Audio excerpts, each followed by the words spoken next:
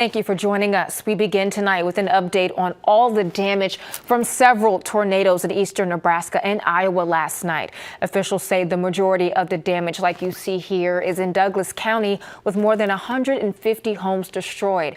Homes in Elkhorn, Bennington, and Waterloo also suffering extensive damage. Omaha police say everyone injured has been released from hospitals. Now, the focus is on cleanup efforts. Volunteers in Elkhorn and Bennington worked throughout the day, helping those whose homes were damaged or destroyed. City, county, and state leaders like Governor Jim Pillen addressed the aftermath today. Douglas County Sheriff Aaron Hansen stressed to stay off the road and from any of the affected areas. Please do not drive into these impacted areas.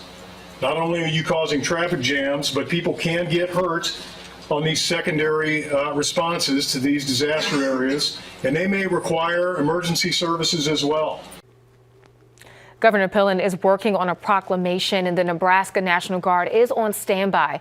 As of 8:50 tonight, OPPD says 75% of customers who lost power now have their power back. In the Elkhorn and Bennington areas, less than 2,000 are without power as of 9:20 tonight.